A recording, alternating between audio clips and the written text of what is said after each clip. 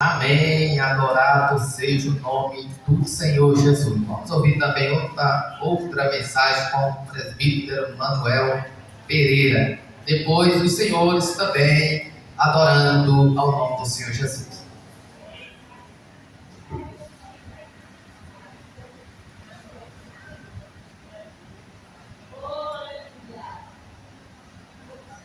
Glória a Deus.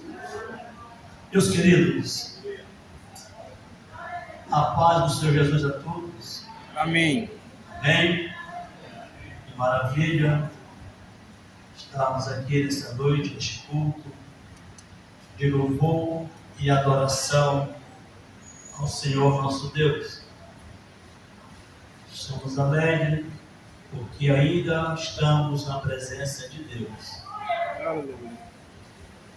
Nosso amado pastor não está presente. Estamos orando por ele, pela mãe, pela família. E estamos aqui para adorar a ele na beleza da sua santidade. Então, aproveite este momento que Deus nos concede estar nesta casa, neste propósito de adorar a ele, sentir a sua presença, se renovar nele, se alimentar da sua palavra, se reabastecer nesta noite. Porque cada culto é um reabastecimento da nossa alma, da nossa vida espiritual.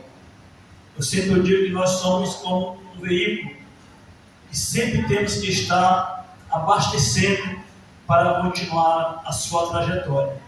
Então, hoje é mais um dia, mais uma noite que o Senhor nos proporcionou para que possamos nos reabastecer outra vez, para nós continuarmos na caminhada em nome de Jesus.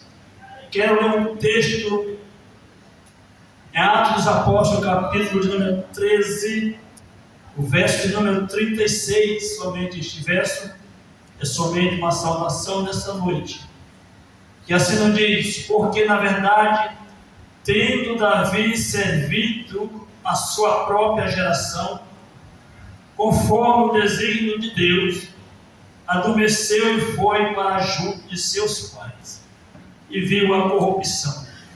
E outra tradução diz: porque na verdade, tendo Davi, no seu tempo, servido conforme a vontade de Deus, dormiu e foi posto junto de seus pais, e viu a corrupção.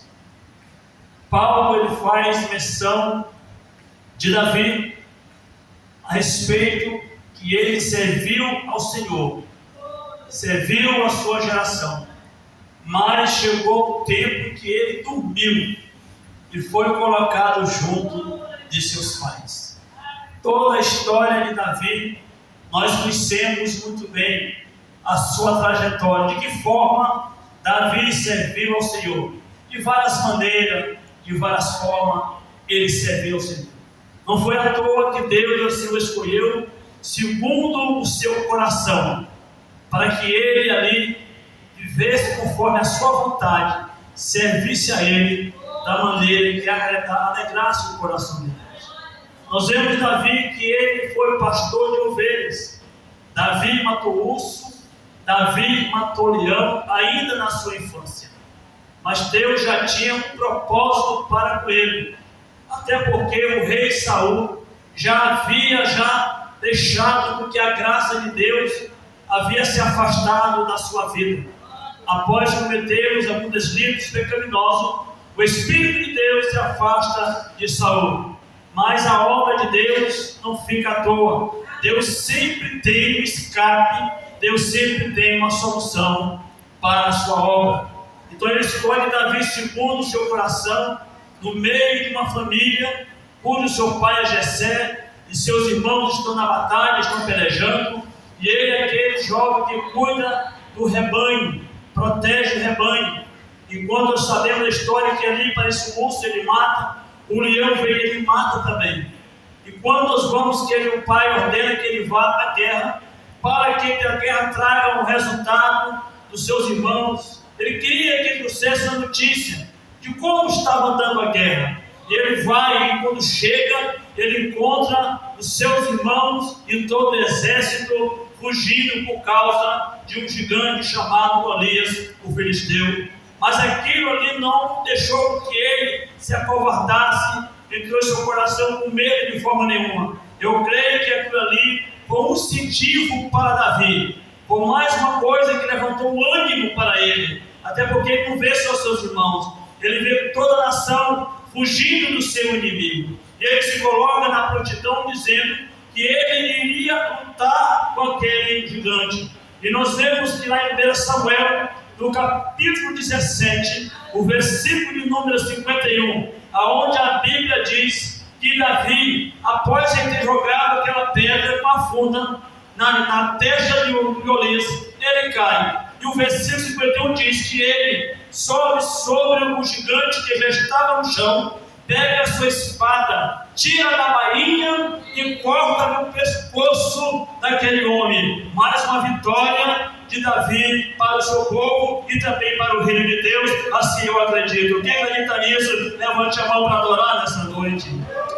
Também nós temos também outras histórias de Davi, está em 2 Samuel capítulo 8, do versículo 13 e o 14 em diante, que diz que também é Davi, ganhou nome e voltando-se de ferir os sírios no vale de Saul, a saber, a 18.000, e pôs guarnições em Edom e em todo Edom, pôs guarnições, e todos os edomitas ficaram por servo de Davi. E o Senhor ajudava Davi por todo lugar aonde Davi ia. Saiba uma coisa, eu vou dizer nessa noite: você que é crente em Jesus, tu que serve a Deus, tu que está com o nome escrito na Bíblia, aonde tu for, Deus vai te ajudar. Aonde tu for, Deus vai te abençoar. Aonde tu for, Deus vai te dar vitória. Aonde tu for, o inimigo cai por terra. Eu não sei se tu está acreditando, mas eu acredito, porque aonde eu vou, o diabo cai por terra. Porque glória assim a Deus. Ele é por esta igreja. Aleluia. Bendito seja o nome do Glória a Senhor. Deus. Aleluia. Todavia, ele teve grandes vitórias, grandes conquistas, grandes batalhas. Sabemos também que ele teve alguns desconcertos, ele cometeu alguns pecados, mas ele se reconcilia com Deus, e Deus ele começa a trabalhar na sua vida. Mas somente que a Bíblia diz, o Paulo diz que ele dormiu. Que sono é esse?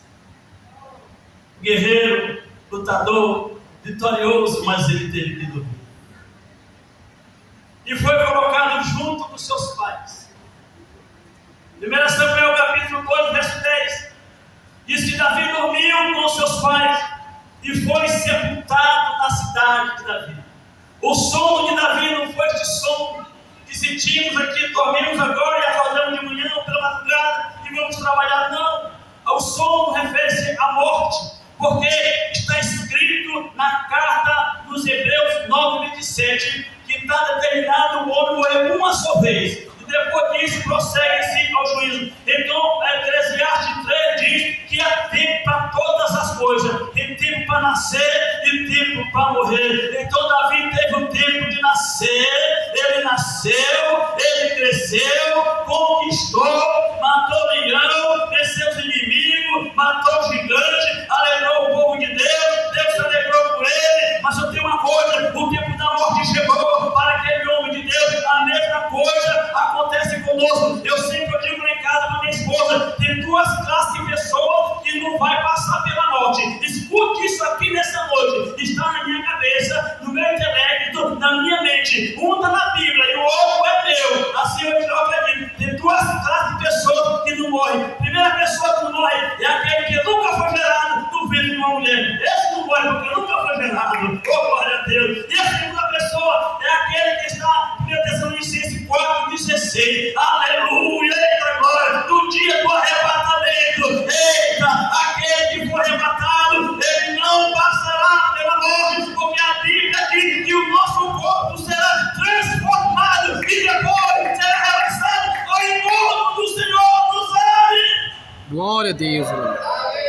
São essas duas classes de pessoas que não passarão pela morte. Eu não sei o que vai acontecer daqui até o final do ano. Eu não sei qual é o projeto de Deus daqui até o final do ano. Mas uma coisa eu digo: enquanto acontece, enquanto a morte não chega para você, enquanto o arrebatamento acontece, continue adorando, continue exaltando, continue glorificando, continue derrubando o gigante, continue matando o urso leão, aleluia, porque isso é bom e é agradável aos olhos do Senhor.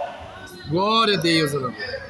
Cadê os crentes nessa noite? Aleluia. Vem nesta casa. Glória a Deus. E vão continuar adorando o nome de Jesus. Aleluia. Cadê os crentes desta casa nessa noite? Glória a Deus. E vai estar fazendo a obra de Deus enquanto o sol não chega. Cadê os crentes nessa noite que vão derrubar gigante enquanto o sol não chega? Levante a mão para adorar a igreja. Glória a Deus. Aleluia. Glória a Deus. Aleluia. Louvado seja Deus. Contigo, já diz que Deus ajudou Davi. Aonde passada tinha vitória. É onde tu for, Deus tem vitória através da tua vida. Glória a Deus, aleluia. Amém? Amém. Deus em Cristo abençoe esta igreja de uma forma poderosa. Amém. Milhões. Agora, em nome de Jesus.